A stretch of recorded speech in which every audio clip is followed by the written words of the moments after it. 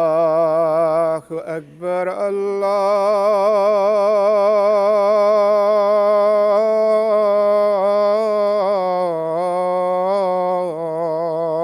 الله أكبر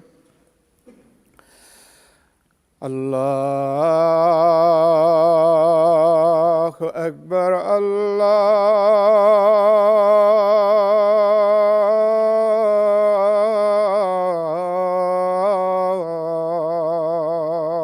أكبر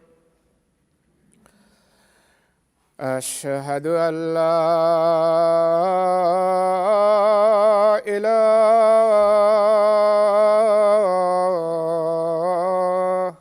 إلا الله أشهد أن لا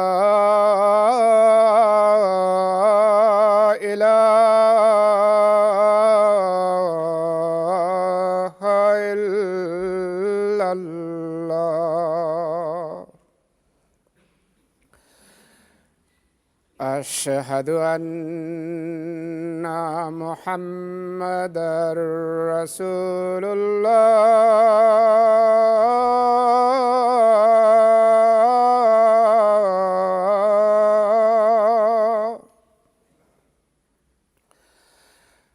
أشهد أن محمدًا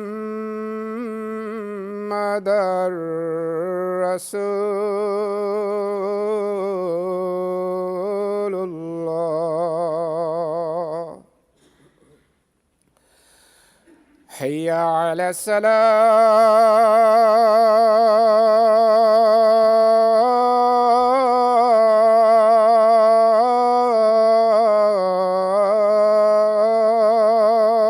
الصلاة حي على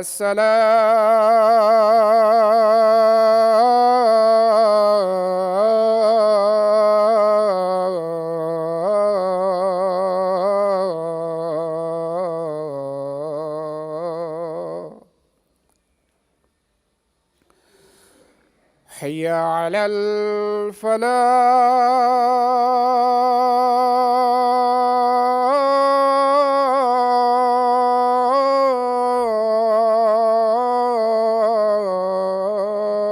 الفلاح حي على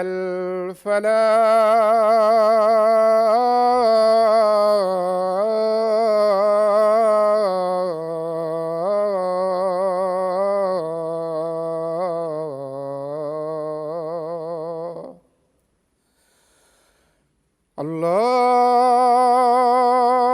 أكبر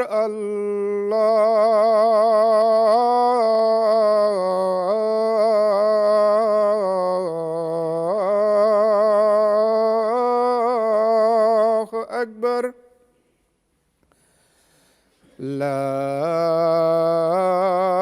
إله إلا الله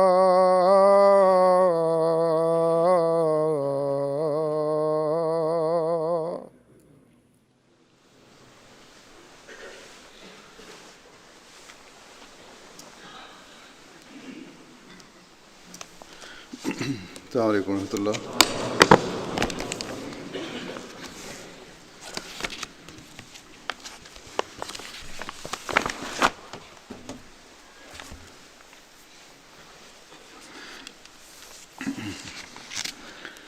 أشهد أن لا إله إلا الله أشهد أن لا إله إلا الله وحده لا شريك له وأشهد أن محمدًا عبده ورسوله. أما بعد فأعوذ بالله من الشيطان الرجيم. بسم الله الرحمن الرحيم. الحمد لله رب العالمين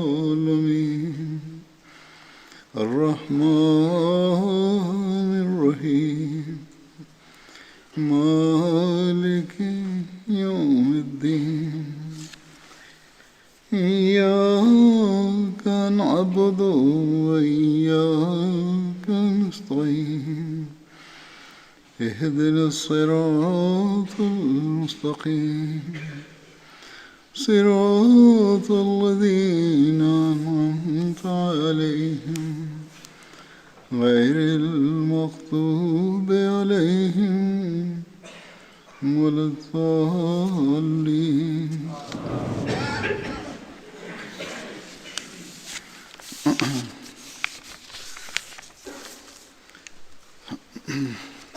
گزشتہ خطبے میں نے حضرت عثمان بن مظعون کے متعلق بیان کرتے ہوئے اس بات پر اپنی بات ختم کی تھی کہ آپ جنت البقیع میں مدفون ہونے والے پہلے شخص تھے. جنت البقیع کی بنیاد اور ابتدا کے بارے میں جو تفسیر ملی ہے وہ اس طرح ہے کہ حضرت صلی اللہ علیہ وسلم کے مدینہ میں ورود کے بعد وہاں بہت سے قبرستان تھے.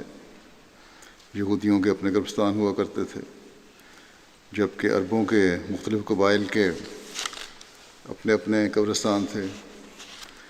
مدینہ طیبہ چونکہ اس وقت مختلف علاقوں میں بٹا ہوا تھا، اس لیے ہر قبیلہ اپنے ہی علاقے میں کھلی جگہ پر اپنی میتوں کو دفنا دیتا تھا.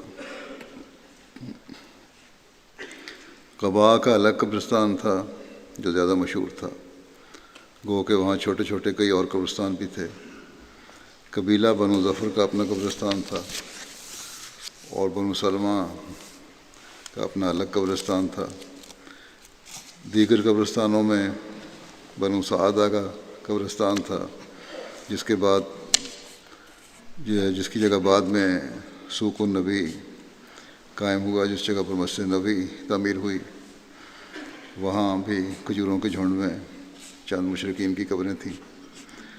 ان تمام قبرستانوں میں بقیع الغرقد سب سے پرانا اور مشہور قبرستان تھا، اور پھر جب رسول اللہ صلی اللہ علیہ وسلم نے اسے مسلمانوں کے قبرستان کے لیے منتخب کر لیا تو اس کے بعد سے آج تک اسے ایک منفرد اور ممتاز حیثیت حاصل رہی ہے جو ہمیشہ رہے گی.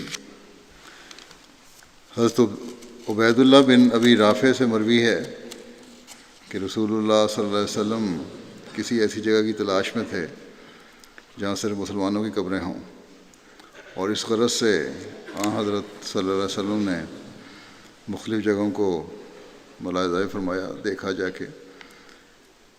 یہ فخر بقیع الغرقد کے حصے میں لکھا تھا.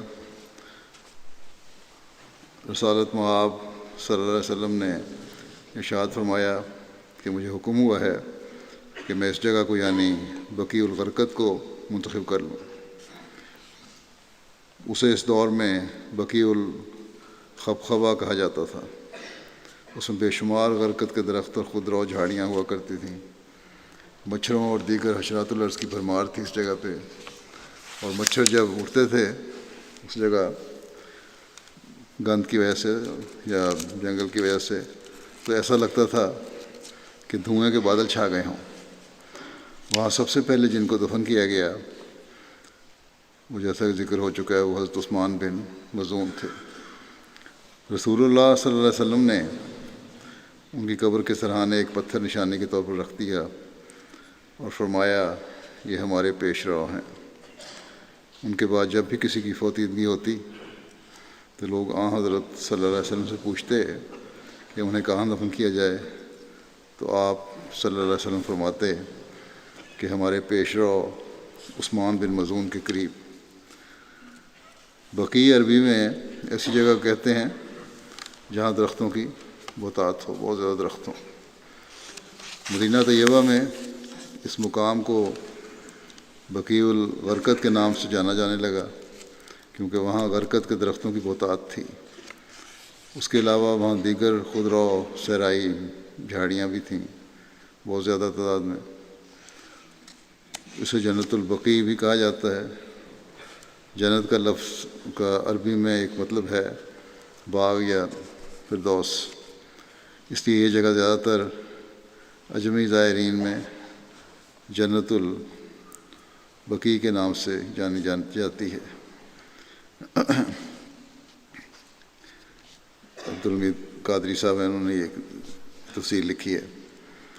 پھر کہتے ہیں کہ ہمیں یہ نہیں بھولنا چاہیے کہ عرب عموماً اپنے مقابر اور قبرستانوں کو جنت ہی کہہ کر پکارتے ہیں۔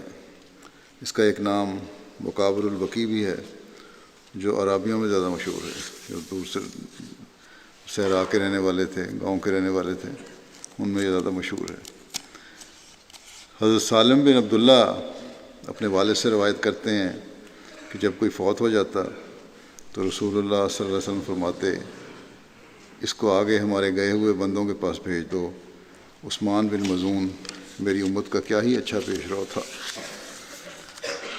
حضرت ابن عباس سے روایت ہے کہ جب حضرت عثمان کی وفات ہوئی تو رسول اللہ صلی اللہ علیہ وسلم ان کی نعش کے پاس آئے، آپ ان پر 3 بار جھکے اور سر اٹھایا اور بلند آواز سے فرمایا، اے ابو صاحب، اللہ تم سے درگزر کرے، تم دنیا سے اس حال میں گئے کہ دنیا کی کسی چیز سے آلودہ نہیں ہوئے۔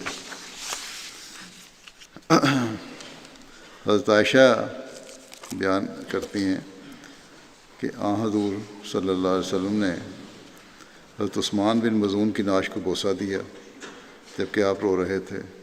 رسول اللہ صلی اللہ علیہ وسلم رو رہے تھے اور آپ کی دونوں آنکھیں اشک بار تھیں۔ حضرت عائشہ بیان کرتی ہیں کہ حضور نے حضرت عثمان کی وفات کے بعد آپ کو بوسہ دیا۔ کہتی ہیں کہ میں نے دیکھا کہ رسول اللہ صلی اللہ علیہ وسلم کے آنسو حضرت عثمان کے رخسان پر بہہ رہے تھے، اتنے زیادہ تھے کہ وہ پھر بہہ کر حضرت عثمان کے رخساروں پر بھی گرنے لگے آنسو۔ جب رسول اللہ صلی اللہ علیہ وسلم کے بیٹے ابراہیم نے وفات پائی تو رسول اللہ صلی اللہ علیہ وسلم نے فرمایا، الحق بالسلف صالح عثمان بن مظعون، یعنی سلف صالح عثمان بن مظعون سے جا کر مل جاؤ۔ حضرت عثمان بن عفان سے روایت ہے کہ نبی کریم صلی اللہ علیہ وسلم نے حضرت عثمان بن مظعون کی نماز جنازہ پڑھائی اور اس پر 4 تکبیرات کہیں۔ بعض لوگ کہتے ہیں کہ 3 سے زیادہ نہیں ہو سکتی، 4 تکبیرات بھی ہو سکتی ہیں۔ مطلب بن بیان کرتے ہیں کہ جب حضرت عثمان بن مظعون کی وفات ہوئی، ان کا جنازہ نکالا گیا، پھر ان کو دفن کیا گیا تو نبی کریم صلی اللہ علیہ وسلم نے ایک آدمی کو حکم دیا کہ وہ ایک پتھر لائے۔ وہ پتھر نہ اٹھا سکا، بڑا بھاری پتھر تھا، تو رسول اللہ صلی اللہ علیہ وسلم اس کی طرف کھڑے ہوئے، ادھر گئے، آپ نے اپنے دونوں ہاتھ دونوں بازوؤں سے کپڑا اوپر کیا، آستینیں چڑھائیں، اپنے بازو کی قمیض کی آستینیں چڑھائیں۔ مطلب نے کہا، جس نے یہ واقعہ رسول اللہ صلی اللہ علیہ وسلم سے روایت کیا ہے، اس نے کہا کہ گویا میں اب بھی رسول اللہ صلی اللہ علیہ وسلم کے دونوں بازوؤں کی سفیدی دیکھ رہا ہوں۔ ابھی مجھے واقعہ بڑی اچھی طرح یاد ہے، اور یہ خوبصورت بازو تھے حضور صلی اللہ علیہ وسلم کے، ان کی سفیدی مجھے نظر آ رہی ہے جب آپ نے ان سے کپڑا ہٹایا تھا، آستینیں چڑھائی تھی۔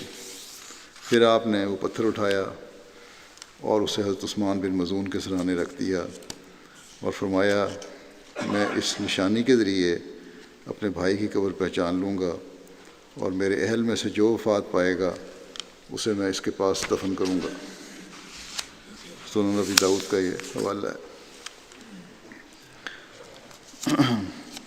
حضرت مرزا بشیر احمد صاحب نے حضرت عثمان بن مظعون کی وفات سے متعلق جو تفصیل بیان کی ہے، اس میں سے چند باتیں پیش کرتا ہوں۔ آپ حضرت مرزا بشیر احمد صاحب 2 ہجری کے واقعات بیان کرتے ہوئے فرماتے ہیں کہ اسی سال کے آخر میں حضرت صلی اللہ علیہ وسلم نے اپنے صحابہ کے لیے مدینے میں ایک مقبرہ تجویز فرمایا جسے جنت البقیع کہتے تھے۔ اس کے بعد صحابہ عموماً اس مقبرے میں دفن ہوتے تھے۔ سب سے پہلے صحابی جو اس مقبرے میں دفن ہوئے تھے وہ عثمان بن مظعون تھے۔ عثمان بہت ابتدائی مسلمانوں میں سے تھے، نہایت نیک اور عابد اور صوفی منش آدمی تھے۔ مسلمان ہونے کے بعد ایک دفعہ انہوں نے حضرت صلی اللہ علیہ وسلم سے عرض کیا کہ مجھے اجازت فرمائیں تو میں چاہتا ہوں کہ بالکل تارک دنیا ہو کر اور بیوی بچوں سے علیحدگی اختیار کر کے اپنی زندگی خالصتاً عبادت الہی کے لیے وقف کر دوں، مگر آپ نے اس کی اجازت نہیں دی۔ اس کی تفصیل بھی میں گزشتہ خطبے میں بیان کر چکا ہوں۔ بہرحال عثمان بن مظعون کی وفات کا حضرت صلی اللہ علیہ وسلم کو، پھر یہ آگے مرزا بشیر احمد صاحب لکھتے ہیں کہ عثمان بن مظعون کی وفات کا حضرت صلی اللہ علیہ وسلم کو بہت صدمہ ہوا، اور روایت آتی ہے کہ وفات کے بعد آپ نے ان کی پیشانی پر بوسہ دیا اور اس وقت آپ کی آنکھیں پرنم تھیں۔ ان کو دفنائے جانے کے بعد آپ نے صلی اللہ علیہ وسلم نے ان کی قبر کے سہارے ایک پتھر بطور علامت نصب کروایا، اور پھر آپ کبھی کبھی جنت البقیع میں جا کر ان کے لیے دعا فرمایا کرتے تھے۔ عثمان پہلے مہاجر تھے جو مدینہ میں فوت ہوئے۔ حضرت عثمان بن مظعون کی وفات پر آپ کی بیوی نے مرثیہ میں لکھا کہ، اور وہ یہ تھا کہ یا عین وجودی بدمن غیر ممنون علی رضیت عثمان بن مظعون الامرین بات فی رضوان خالق طوبی لہ من فقید شخص مدفون طاب البقیع لہو سکنا وغرقد واشرقت ارضہ من بعد نعین وعرس القلب حزنا لانقطاع لہ حتی الممات فما ترقى لہو شونی، کہ اے آنکھ، ترجمہ اس کا یہ ہے کہ اے آنکھ، عثمان کے سانحے پر تو نہ رکنے والے آنسو بہا، اس شخص کے سانحے پر جو اپنے خالق کی رضامندی میں شب بسر کرتا تھا۔ اس کے لیے خوشخبری ہو کہ ایک فقید المثال شخص مدفون ہو چکا ہے۔ بقیع اور غرقد اپنے اس مکین سے پاکیزہ ہو گیا، اور اس کی زمین آپ کی تدفین کے بعد روشن ہو گئی۔ آپ کی وفات سے دل کو ایسا صدمہ پہنچا ہے جو موت تک کبھی ختم نہ ہونے والا ہے، اور میری یہ حالت نہ بدلنے والی ہے۔ یہ ان کی اہلیہ نے اپنے جذبات کا اظہار کیا ہے۔ حضرت علا جو انصاری عورتوں میں سے ایک خاتون تھیں، نبی کریم صلی اللہ علیہ وسلم سے بیعت کر چکی تھیں، انہوں نے بتایا کہ جب انصار نے مہاجرین کے رہنے کے لیے قرے ڈالے تو حضرت عثمان بن مظعون کا قرہ سکونت یعنی ٹھہرنے کی جگہ ہمارے نام نکلا کہ ہم اپنے گھر ٹھہرائیں۔ حضرت علا کہتی تھیں کہ حضرت عثمان بن مظعون ہمارے پاس رہے، وہ بیمار ہوئے تو ہم نے ان کی خدمت کی، اور جب وہ فوت ہو گئے اور ہم نے انہیں ان کے کپڑوں میں ہی کفنایا، نبی صلی اللہ علیہ وسلم ہمارے پاس آئے۔ میں نے کہا، یعنی حضرت علا کہتی ہیں کہ میں نے کہا کہ اللہ کی رحمت ہو تم پر ابو صاحب، کنیت تھی ان کی حضرت عثمان بن مظعون کی۔ آن وسلم کے سامنے یہ الفاظ دہرائے انہوں نے، حضرت علا نے، کہ اللہ کی رحمت ہو تم پر ابو صاحب، میری شہادت تو تمہارے متعلق یہی ہے کہ اللہ نے تجھے ضرور عزت بخشی ہے۔ یہ الفاظ انہوں نے دہرائے آن وسلم کے سامنے کہ میں شہادت دیتی ہوں کہ اللہ نے تمہیں ضرور عزت بخشی ہے۔ نبی کریم صلی اللہ علیہ وسلم نے جب یہ بات سنی ان سے تو پوچھا، کہتی ہیں آن وسلم نے مجھ سے پوچھا کہ تمہیں کیسے معلوم ہوا کہ اللہ تعالیٰ نے اسے ضرور عزت بخشی ہے؟ تو کہتی ہیں میں نے کہا کہ یا رسول اللہ، میرے ماں باپ آپ پر قربان، میں نہیں جانتی، مجھے تو یہ تو نہیں پتہ، لیکن بہرحال میرے جذبات اظہار میں نے کر دیا۔ تو رسول اللہ صلی اللہ علیہ وسلم نے فرمایا جہاں تک عثمان کا تعلق ہے تو وہ اب فوت ہو گئے، اور میں ان کے لیے بہتری کی ہی امید رکھتا ہوں، یہی امید رکھتا ہوں کہ اللہ تعالیٰ ضرور ان کو عزت بخشے گا۔ لیکن اللہ کی قسم، آپ نے یہ بھی فرمایا کہ اللہ کی قسم میں بھی نہیں جانتا کہ عثمان کے ساتھ کیا ہوگا، دعا تو ضرور ہے لیکن یہ نہیں میں کہہ سکتا کہ تمہیں ضرور عزت بخشی ہے، حالانکہ میں اللہ کا رسول ہوں۔ یہ سن کر حضرت علا نے کہا، بخدا اس کے بعد میں کسی کو بھی یوں پاک نہیں ٹھہراؤں گی، اس طرح کے الفاظ نہیں دہراؤں گی کہ ضرور بخشا گیا تم، اور مجھے اس بات نے غمگین کر دیا۔ کہتی تھیں کہ میں سو گئی، اسی غم میں سو گئی، میں تعلق تھا ایک خاص، جذبات بھی تھے۔ تو بہرحال کہتی ہیں میں جب سوئی رات کو تو مجھے خواب میں حضرت عثمان کا ایک چشمہ دکھایا گیا جو بہہ رہا تھا، ایک چشمہ تھا پانی کا، وہ بہہ رہا تھا، اور یہ دکھایا کہ یہ حضرت عثمان کا چشمہ ہے۔ اس خواب کے دیکھنے کے بعد کہتی ہیں میں پھر رسول اللہ صلی اللہ علیہ وسلم کے پاس آئی اور میں نے آپ کو بتایا کہ میں نے اس طرح خواب دیکھی ہے۔ تو آپ نے فرمایا یہ اس کے عمل ہے، یہ چشمہ جو بہہ رہا تھا وہ اب اللہ تعالیٰ نے تمہیں دکھا دیا کہ وہ جنت میں ہے، اور یہ اس کے عمل ہیں جو جس کے چشمے اب بہہ رہے ہیں وہاں۔ بس یہ بھی حضرت صلی اللہ علیہ وسلم کی تربیت کا ایک طریق تھا کہ یوں ہی اتنے وثوق سے اللہ تعالیٰ کی بخشش کے بارے میں شہادت نہ دے دیا کرو۔ ہاں، جب خواب میں حضرت عثمان بن مظعون کے اعلیٰ اعمال ایک چشمے کی صورت میں حضرت علا کو دکھائے گئے تو حضرت صلی اللہ علیہ وسلم نے اس کی تصدیق فرمائی، ورنہ حضرت صلی اللہ علیہ وسلم تو جانتے تھے کہ ان بدری صحابہ سے خدا تعالیٰ راضی ہوا ہے، اور خود حضرت صلی اللہ علیہ وسلم کی دعائیں اور آپ کے متعلق جو حضرت صلی اللہ علیہ وسلم نے اپنے جذبات کا اظہار فرمایا وہ واضح کرتا ہے کہ آپ کو ان کے بارے میں یقین تھا کہ اللہ تعالیٰ وہ دعائیں سنے گا اور اللہ تعالیٰ کا قرب پانے والے ہوں گے وہ، لیکن پھر بھی آپ نے کہا تم شہادت نہیں دے سکتے کسی کے بارے میں۔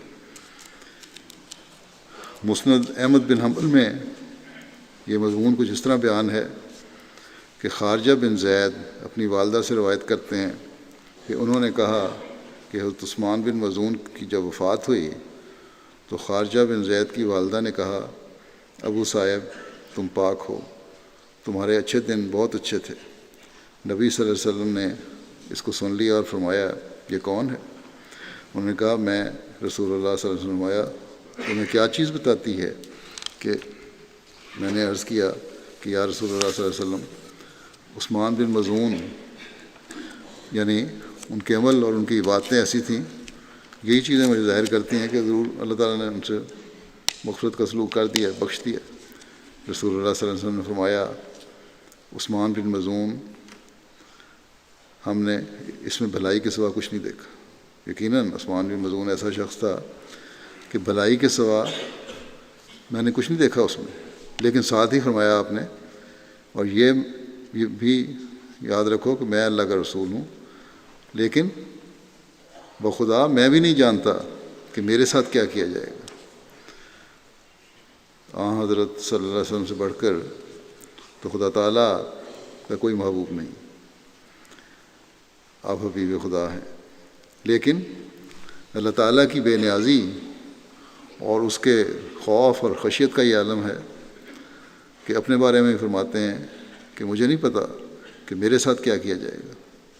بس ہمارے لیے کس قدر خوف کا مقام ہے اور کس قدر ہمیں فکر ہونی چاہیے کہ نیک اعمال کریں، خدا تعالیٰ کی عبادت کی طرف توجہ کریں، اور اس سے ہمیشہ اس کے باوجود اس بات پہ فخر نہیں بلکہ عاجزی میں بڑھتے چلے جائیں، اور ہمیشہ اللہ تعالیٰ کا رحم اور اس کے فضل کی بھیک مانگتے رہیں کہ وہ اپنے رحم اور فضل سے ہمیں بخش دے۔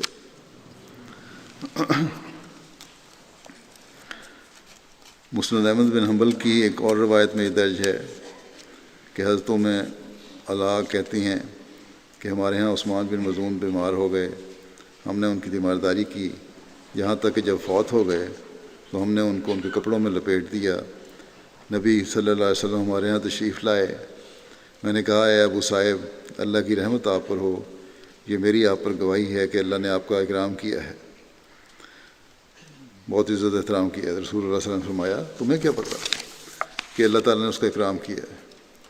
کہتی ہیں مجھے نہیں پتہ، میرے ماں باپ آپ پر قربان۔ رسول اللہ صلی اللہ علیہ وسلم نے فرمایا جہاں تک اس کا تعلق ہے اس کو وہ یقینی بلاوا یعنی موت اس کے رب کی طرف سے آ گیا، اور میں اس کے لیے خیر کی امید رکھتا ہوں کہ اللہ تعالیٰ خیر کا معاملہ کرے گا اس کے ساتھ۔ لیکن اللہ کی قسم میں بھی نہیں جانتا، میں اللہ کا رسول ہوں، کہ میرے ساتھ کیا کیا جائے گا۔ وہ کہتی ہیں کہ میں نے کہا میں نے اس کے بعد کبھی کسی کو پاک نہیں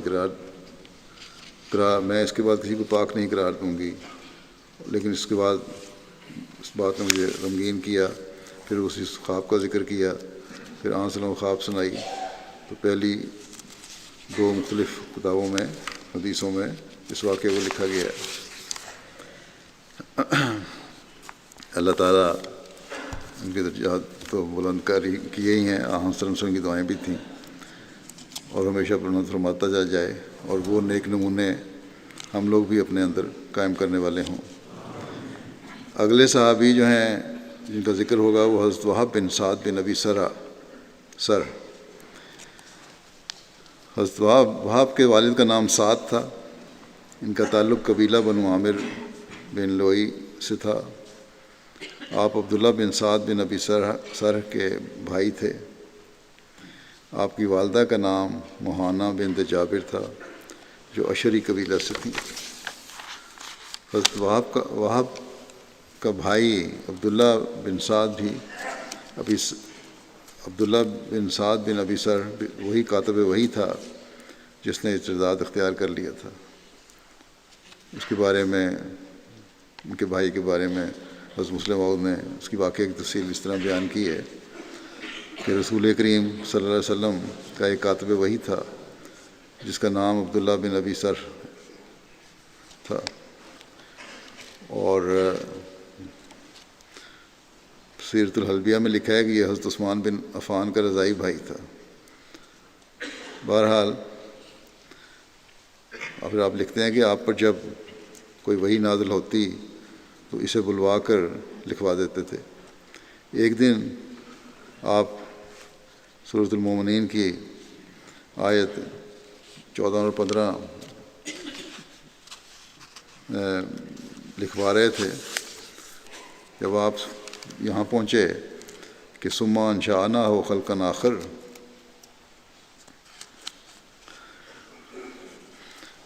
تو اس کے منہ سے جو کاتب وحی جو تھا اس کے منہ سے بے اختیار نکل گیا کہ فتبارک اللہ احسن الخالقین۔ سورۃ المومنون کی آیت 15 میں اس کا ذکر ہے۔ رسول اللہ صلی اللہ علیہ وسلم نے فرمایا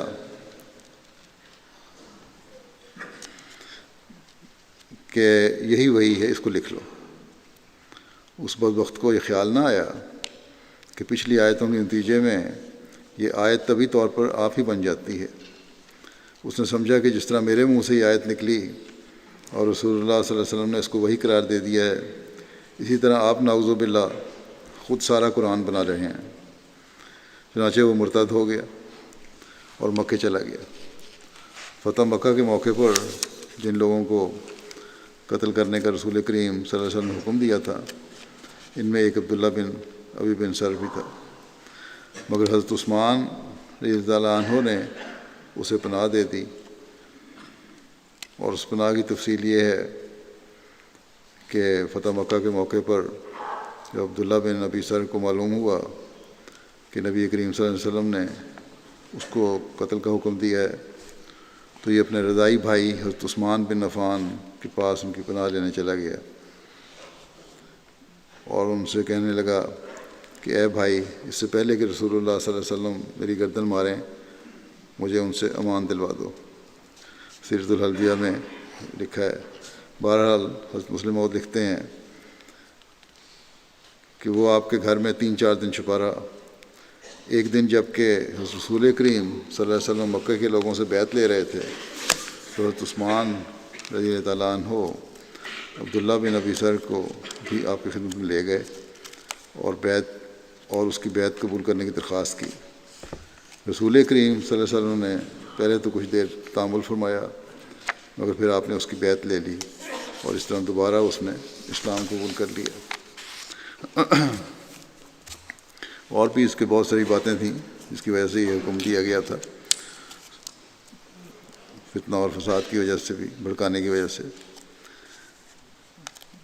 صرف ایک ہی وجہ نہیں تھی کہ مرتد ہو گیا تھا اس لیے قتل کا حکم دے دیا۔ عاصم بن عمر بیان کرتے ہیں کہ جب حضرت وہب نے مکہ سے مدینہ کی طرف ہجرت کی تو آپ نے حضرت کلثوم بن ہدم کے ہاں قیام کیا۔ حضرت رسول اللہ صلی اللہ علیہ وسلم نے حضرت وہب اور حضرت سوید بن عمر کے درمیان عقد مواخات قائم فرمایا۔ آپ دونوں یعنی یہ دونوں جن بھائی بنے تھے جنگ موتا کے دن شہید ہوئے۔ حضرت وہب غزوہ بدر، احد، خندق اور حدیبیہ اور خیبر میں شریک ہوئے، اور آپ جمادی الاولیٰ 8 ہجری میں جنگ موتا میں شہید ہوئے۔ شہادت کے روز آپ کی عمر 40 سال تھی۔ جنگ موتا کیا تھی، اس کے ثواب کیا تھے، اس کا طبقات الکبریٰ میں کچھ ذکر ہے۔ یہ جنگ جمادی الاولیٰ سن 8 ہجری میں ہوئی۔ رسول اللہ صلی اللہ علیہ وسلم نے حضرت حارث بن عمیر کو قاصد بنا کر شاہ بصرہ کے پاس خط دے کر بھیجا۔ جب وہ موتا کے مقام پر اترے تو انہیں شرحبیل بن عمر غسانی،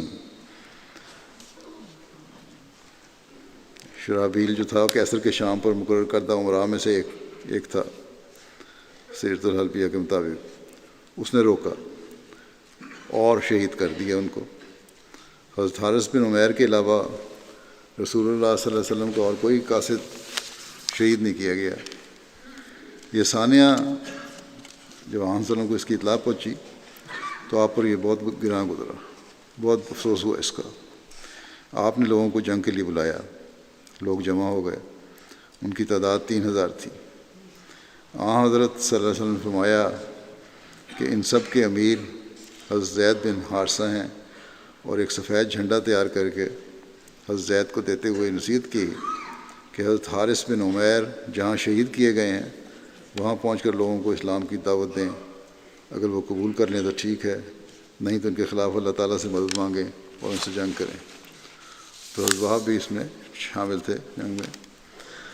حضرت عبداللہ بن عمر سے روایت ہے، اس کی تفصیل بیان کر دیتا ہوں جنگ کی، کہ رسول اللہ صلی اللہ علیہ وسلم نے سریہ موتا کے لیے حضرت زید بن حارثہ کو امیر مقرر فرمایا۔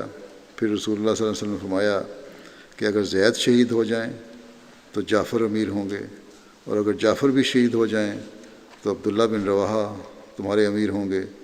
اس لشکر کو جیش عمراء بھی کہتے تھے۔ ایک یہودی جو قریب ہی تھا، اس کی تفصیل میں مسلموں میں اتنا لکھا ہے کہ ایک روایت میں یہ بھی ہے کہ وہاں قریب ایک یہودی بھی بیٹھا تھا اس وقت۔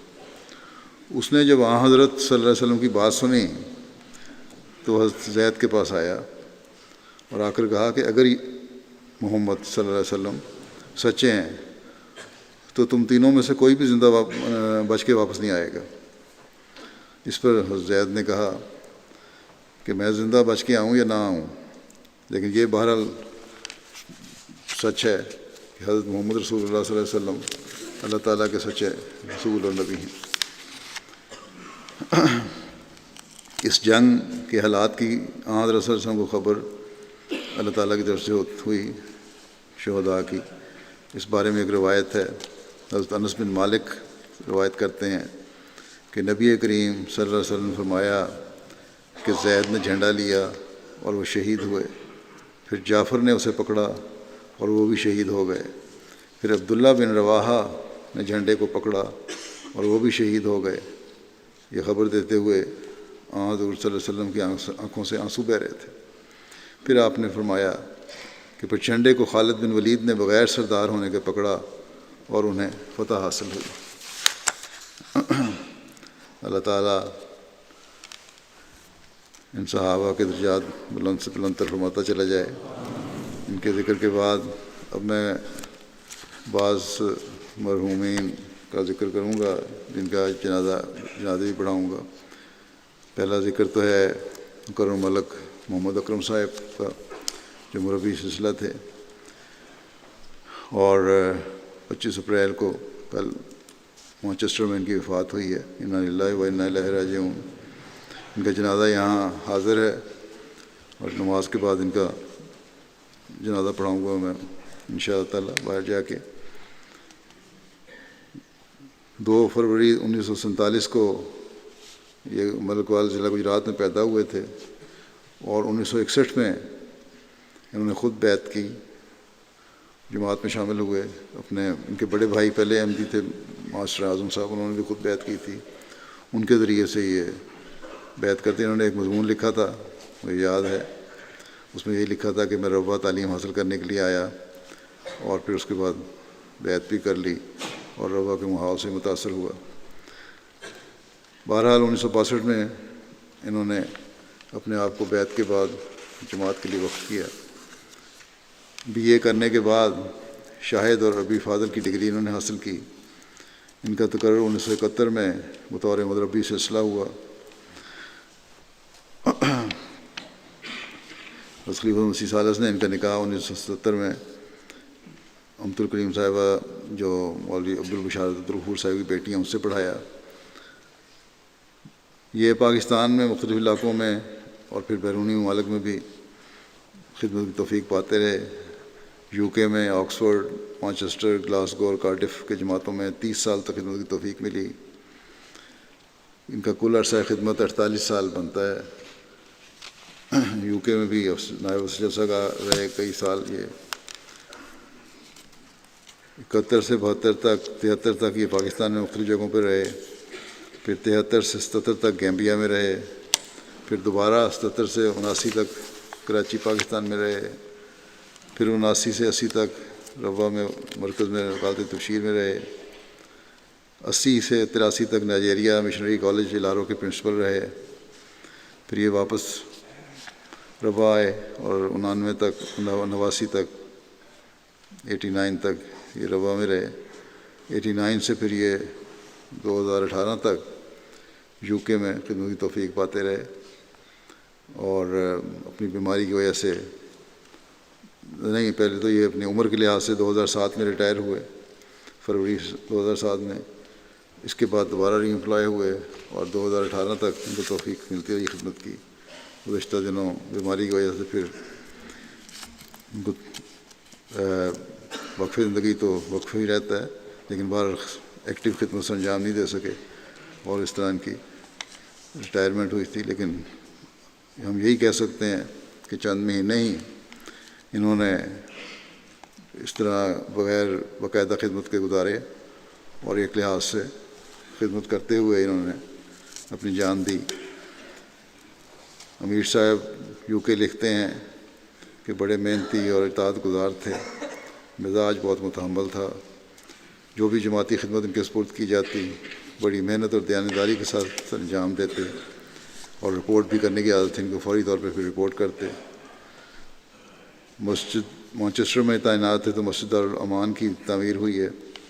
ملک صاحب نے مسجد کے لیے فنڈ اکٹھا کرنے میں بہت فعال کردار ادا کیا ہے۔ عبد المجید راشد صاحب کہتے ہیں کہ اکرم صاحب بہت اچھے اخلاق اور خوبیوں کے مالک تھے، بہت نیک، دیانتدار، نہایت مخلص فدائی احمدی تھے، پرجوش مبلغ، ذمہ داری سے کام کرنے والے، خلافت کی اطاعت میں بہت اعلیٰ مقام رکھنے والے خادم سلسلہ تھے۔ مجید سیالکوٹی صاحب لکھتے ہیں کہ بے شمار خوبیوں کے مالک تھے، سب سے نمایاں یہ کہ وہ خلافت اور خلافت کے وفاشار خادم تھے، خلافت کے وفاشار خادم تھے۔ تبلیغ کا ان کو شوق بہت زیادہ تھا،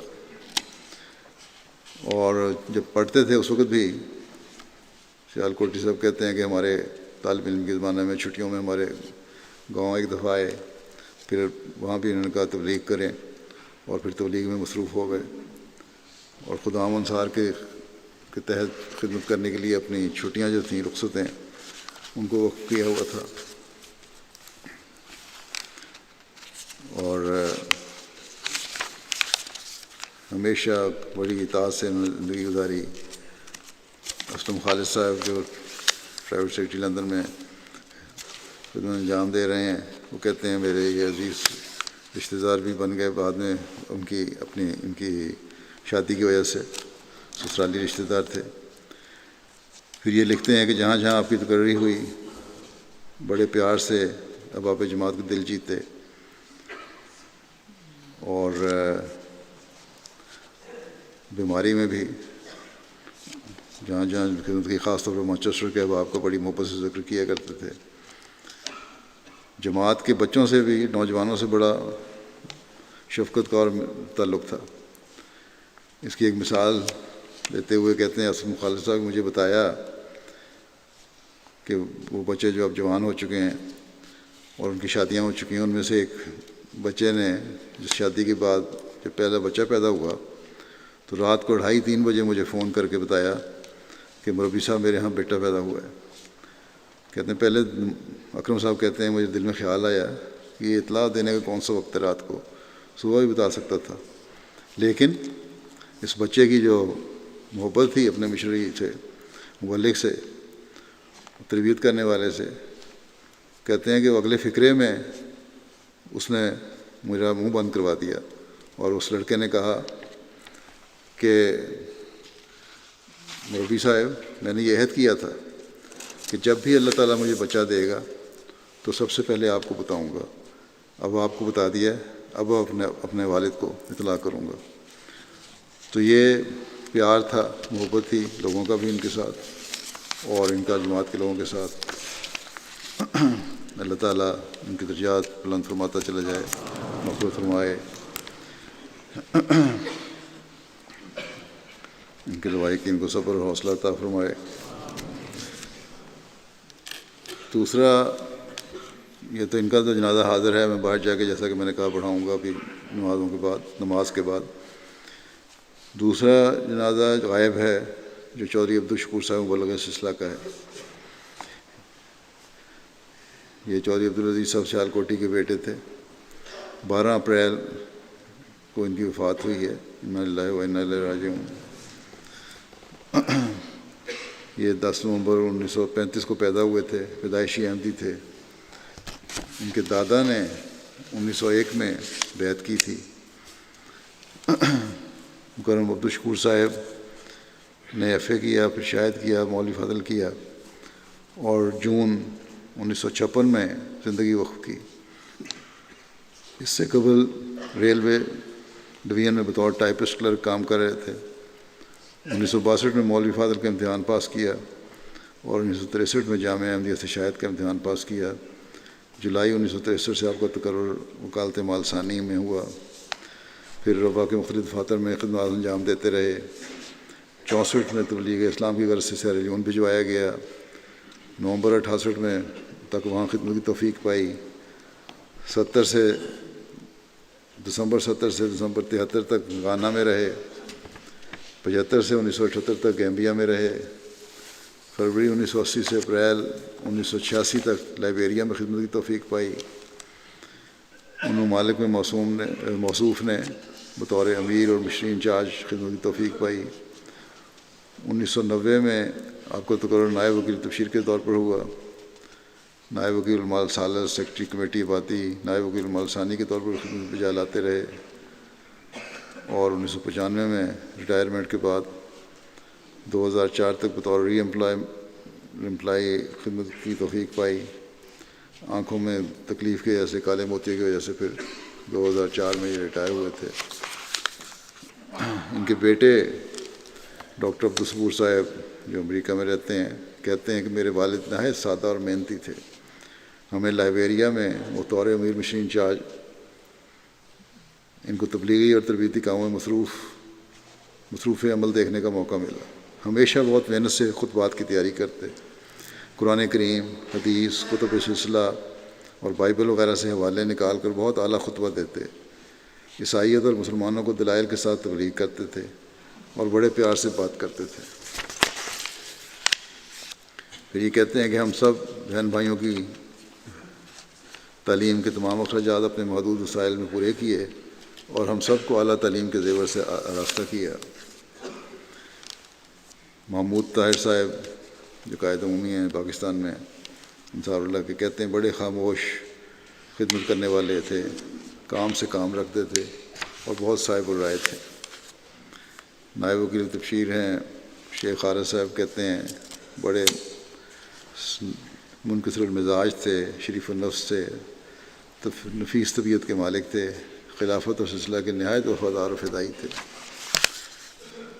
حیدر علی ظفر صاحب جرمنی کے جو نائب امیر ہیں آج کل، وہ کہتے ہیں کہ عبدالشکور صاحب بہت خوبیوں کے مالک تھے، بڑے مخلص، سادہ، منکسر المزاج، محنتی، جماعتی اموال کو بڑی احتیاط سے خرچ کرتے تھے، ایک متقی اور باصول آدمی تھے۔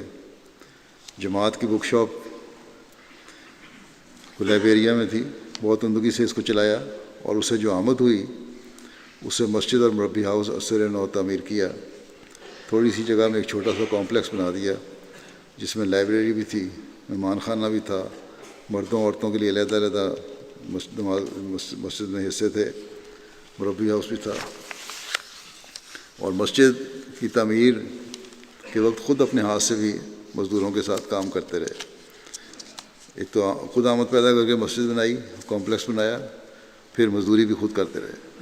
1986 میں کہتے ہیں حیدر علی صاحب کی، جب میں نے چارج لیا، ان کو لدائیہ دیا گیا وہاں، اور مسجد اور مشن ہاؤس کی تعمیر کا جب ذکر کیا گیا کہ انہوں نے بڑی محنت سے یہ سب کو کام کیا اور بڑا سراہا گیا، تو انہوں نے بڑی عاجزی سے کہا کہ مجھ سے پہلے ایک مبلغ نے یہ سلسلہ یہ جگہ خریدنے کی توفیق پائی تھی، اور اللہ تعالیٰ نے مجھے توفیق دی کہ میرے وقت میں یہ توفیق مکمل ہو گئی، اب آپ لوگ اس میں تبلیغی ایکٹیویٹیز کر سکتے ہیں۔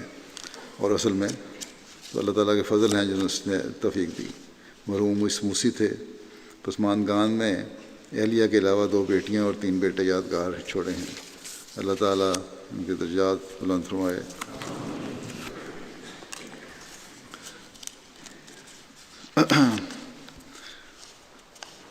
تیسرا جنازہ جو غائب ہے وہ ہے مکرم ملک صالح محمد صاحب معلم وقف جدید کا۔ یہ بھی 21 اپریل 2019 کو بقضاء الہی وفات پا گئے تھے، انا للہ و انا الیہ راجعون۔ ان کے پڑنانا ملک اللہ بخش صاحب حضرت مسیح علیہ السلام کے صحابی تھے، جنہوں نے چاند سورج گرہن کا نشان دیکھ کر لودھراں سے پیدل قادیان جا کر حضرت مسیح علیہ السلام کے ہاتھ پر بیعت کرنے کی سعادت حاصل کی تھی۔ ان کے والد مکرم غلام محمد صاحب سلسلہ کے ابتدائی معلمین میں سے تھے، ان کے والد بھی معلم تھے۔ یہ 1959 میں ان کی پیدائش ہوئی تھی۔ 76 میں انہوں نے جامعہ احمدیہ میں داخلہ لینے کی کوشش کی، لیکن عمر زیادہ ہو گئی تھی، داخلہ نہیں مل سکا، چنانچہ کوٹری میں ایک مل میں ملازمت اختیار کر لی۔ تو ان کے بیٹے لکھتے ہیں کہ میرے دادا ملک غلام محمد صاحب جو معلم تھے، وہ ان سے ملنے گئے کوٹری، تو وہاں کا ماحول اچھا نہیں لگا۔ انہوں نے فوراً ہدایت ان کو کی کہ نوکری چھوڑ دیں اور وقف کے تحت معلم بن کے اپنی زندگی وقف کریں۔ چنانچہ یہ نوکری چھوڑ کر آ گئے۔ اس وقت ان کی شادی بھی ہو چکی تھی۔ وہاں نوکری میں ان کو 450 روپے اس زمانے میں تنخواہ ملتی تھی، اور معلم کلاس انہوں نے آ کے شامل ہوئے۔ اس کے بعد معلم بنے، جہاں جماعت کی طرف سے 135 روپے گزارا الاؤنس ہوتا تھا، لیکن اس پر بھی ان کو یہ تھا کہ مجھے یہ بہت بڑا اعزاز ہے جو مجھے اللہ تعالیٰ خدمت دین کی توفیق دے رہا ہے۔ 1/4 تقریباً سمجھ لیں، یا 1/3 آمد پہ آ کے تو وقف شروع کیا، پہلے دنیا کما رہے تھے۔ نگر پارلیمنٹ میں ان کی تقرری 1979 میں ہوئی، بڑے مشکل حالات تھے۔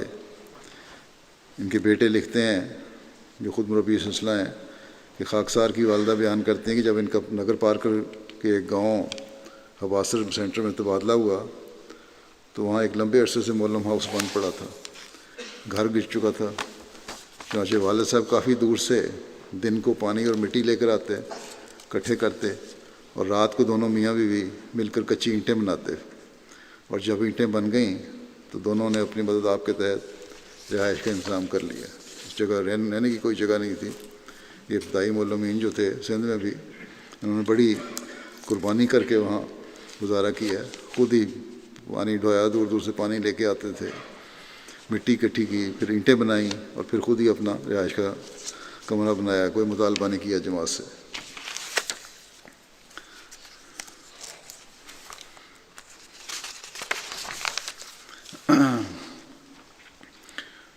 یہ لکھتے ہیں ان کے بیٹے ہی کہ نگر پارکر میں انہوں نے بتایا، نگر پارکر میں ان کے پاس سہولیات نہیں ہوتی تھیں، جو چنانچہ جب میٹنگ پر آتے تو اپنے لیے سارا مہینے کا راشن اور ہومیوپیتھی دوائیاں اور دیگر سامان لے کے آتے، کیوں ریموٹ ایریا میں رہتے تھے۔ ایک دفعہ اسی طرح میٹنگ پر آئے ہوئے تھے تو واپسی پر راستہ بھول گئے، بڑا وہاں کا علاقہ بالکل صحرائی علاقہ ہے، اور ریت پر چلنے کے نشانات دیکھ کر تو آدمی راستہ کی نشاندہی کرتا تھا، تو ان صحیح نشانوں کی پہچان نہیں سکے، راستہ بھول گئے، اور اس دوران میں ان کا پانی بھی ختم ہو گیا۔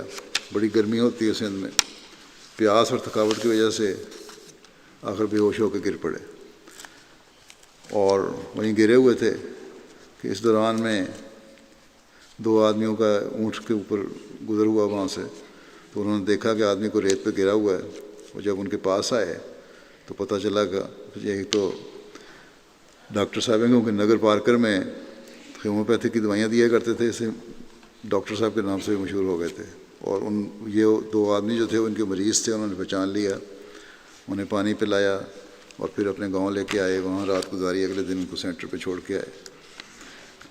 یہ لکھتے ہیں کہ اپنی اولاد کو نماز کی تلقین کیا کرتے تھے، باقاعدگی سے تہجد پڑھنے والے، جس دن فوت ہوئے اس دن بھی تہجد ادا کی اور والدہ کو بھی اٹھایا۔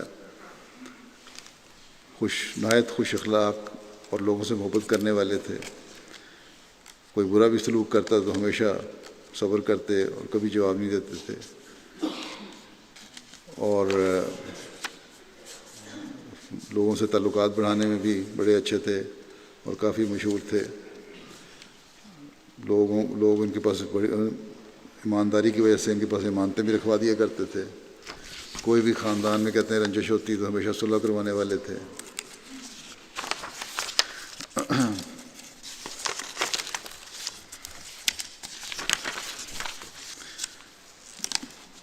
مرحوم موسی بھی تھے۔ عثمان خان میں علیہ کے علاوہ 3 بیٹے اور 3 بیٹیاں یادگار چھوڑی ہیں۔ آپ کے ایک بیٹے مبارک احمد منیر صاحب برکینا فاسو میں مربی سلسلہ کے طور پر خدمت کی توفیق پا رہے ہیں، اور اس وجہ سے اپنے والد کی وفات پر پاکستان بھی نہیں جا سکے۔ اللہ تعالیٰ ان کے درجات بلند فرماتا چلا جائے، مغفرت اور رحم کا سلوک فرمائے، اور ان کی اولاد کو بھی اس جذبے اور قربانی سے خدمت دین کی توفیق عطا فرمائے۔ چوتھا جنازہ غائب ہے مکرم مویش جمعہ صاحب کا، تنزانیہ کے تھے۔ یہ 13 مارچ کو وفات پا گئے، انا للہ و انا الیہ راجعون۔ یہ 1933-34 میں ان کی پیدائش ہوئی تنزانیہ کے ریجن مورogoro میں۔ 1967 میں یہ جماعت احمدیہ میں شامل ہوئے، اور ان کے جماعت میں شامل ہونے کا واقعہ اس طرح ہے کہ سنی علماء میں وہاں رواج تھا کہ فوت شدگان کا ختم دلوانے اور فوت شدہ بچے کا عقیقہ کرنے پر ایک ہی جگہ کیا کرتا تھا، اور یہ اس بات پہ ان کو اختلاف تھا کہ یہ کیا ختم ہے اور کیا عقیقہ کیسا فوت شدہ بچے کا۔ اس پہ کہتے ہیں کہ کیونکہ سنی علماء بعض جو تھے ان کے بچے کا عقیقہ کرنے کے قائل تھے جو جلد فوت ہو گیا ہو، نہ کہ اس بچے کا جو زندہ ہو، تاکہ ختم دلوا کر اور عقیقہ کر کے بار بار کھانے کے سامان پیدا ہو سکیں۔ انہوں نے اسلامی تعلیم میں تو کوئی ایسی تعلیم نہیں دیکھی تھی جس پہ عمل ہو رہا تھا مولویوں کا، تو اس پہ ان کو بہت رنج ہوا اور بڑا افسردہ رہتے تھے مسلمانوں کی حالت زار پر۔ اللہ تعالیٰ سے دعا کیا کرتے تھے کہ اے اللہ تو حضرت عیسیٰ علیہ السلام کو نازل فرما تاکہ وہ آ کر اسلام کو دوبارہ زندہ کریں۔ تو مشرین 4 صاحب لکھتے ہیں کہ ان کے اپنے بیان کے مطابق جب ان کی ملاقات مبلغ السلسلہ، اس وقت وہاں مبلغ السلسلہ تھے جمیل الرحمان رفیق صاحب، جو آج کل وکیل اشاعت ہیں تو پاکستان میں. جب ان سے ملاقات ہوئی تو انہوں نے ان کو کہا کہ آن حضرت صلی اللہ علیہ وسلم کی حدیث ہے کہ جس شخص نے اپنے وقت کے امام کو نہیں پہچانا وہ جاہلیت کی موت مرا. اس پر انہوں نے گمان کیا، کہتے ہیں کہ میں نے امام وقت کو نہیں مانا اس لیے حقیقی مسلمان نہیں ہوں. فوراً خیال آیا اور پھر بغیر وقت طے کیے فوراً انہوں نے بیعت کر لی. بیعت کے بعد اپنے گاؤں میں گئے، اپنے بہن بھائیوں کی تبلیغ کی، خاندان والوں کو تبلیغ کی، دوستوں کو تبلیغ کی اور سب کو جمع کر کے حضرت مسیح علیہ السلام کا پیغام پہنچایا. اور اسی سال کے دوران ان کے بھائی ایدی سلمان صاحب جو فوت ہو چکے ہیں اور جمعہ صاحب کی اہلیہ، انہوں نے جماعت میں شمولیت اختیار کر لی اسی فوری طور پہ بیعت کے ان کی تبلیغ سے. مرحوم کو سخت مخالفت کا بھی سامنا کرنا پڑا، لیکن آہستہ آہستہ لوگ جماعت میں شامل ہونے لگے اور ان کے گاؤں مکیونی کے ساتھ ساتھ اطراف کے جتنے بھی دیہات ہیں ان میں جماعت کا بڑا اچھا نفوذ ہو گیا. اب لکھتے ہیں مشرین انچارج کہ مکیونی اب جماعت جو ہے موروگورو ریجن کی ایک مثالی جماعت ہے اور وہ ان کی محنت سے قائم ہوئی جماعت ہے. جماعت میں شامل ہونے کے بعد وفات تک ان کے ہر عمل سے یہ اظہار ہوتا تھا کہ خلافت کے انتہائی شدائی ہیں اور مبلغین کرام اور جماعتی عہدیداران کا بھی بڑا عزت اور احترام کیا کرتے تھے. جماعتی نظام کی بڑی پابندی کیا کرتے تھے. تبلیغ کا بڑا شوق اور جذبہ تھا اور ہمیشہ تبلیغ کرتے رہتے، کوئی موقع ہاتھ سے نہ جانے دیتے. چندہ جات کی ادائیگی کرنے والوں میں صف اول میں شمار ہوتے تھے، بلکہ ہر وقت اسی فکر میں رہتے تھے کہ کوئی بھی آمد ہو تو چندہ دوں، اور یہ کہا کرتے تھے اس عارضی دنیا کی کوئی حیثیت نہیں ہے. آپ موسی بھی تھے اور لوگوں کو اس بابرکت نظام میں شامل ہونے کی تحریک کیا کرتے تھے. قیام نماز میں بھی اپنی مثال آپ تھے. 5 گانا نماز کا التزام خود کرتے، اپنے بچوں اور پوتوں پوتیوں اور نواسیوں کو بھی اس کا التزام کروانے کی نصیحت کی. تہجد بڑے شوق سے ادا کیا کرتے تھے. حضرت صلی اللہ علیہ وسلم کی دعائیں آپ کو بہت یاد تھیں. حضرت مسیح علیہ السلام کی کتب پڑھنے کا بھی بڑا شوق تھا. ان کے بیٹے شمون جمعہ صاحب جو استاد ہیں جامعہ احمدیہ تنزانیہ میں، کہتے ہیں کہ 1987 سے 1990 کے دوران ہم 3 بھائی جامعہ تنزانیہ میں پڑھتے تھے.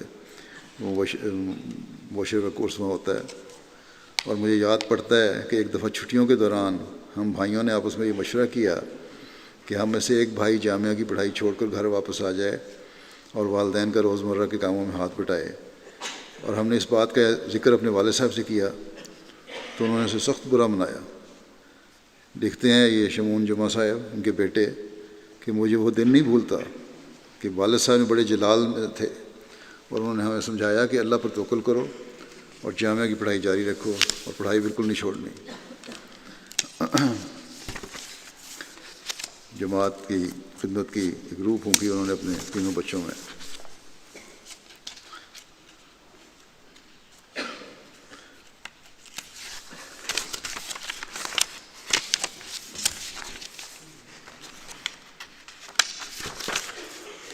اللہ تعالیٰ ان سے رحمت اور مغفرت و سلوک فرمائے، درجات بلند کرے اور ان کی نسل کو بھی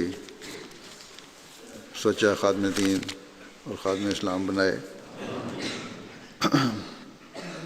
جیسا کہ میں نے کہا نماز کے بعد میں ان سب کے جنازے ادا کروں گا. ایک جنازہ حاضر ہے ملک اکرم صاحب کا، وہ باہر جا کے میں ادا کروں گا اور اب آپ یہیں بیٹھ کے یہیں مسجد کے اندر ہی نماز میں شامل ہوں.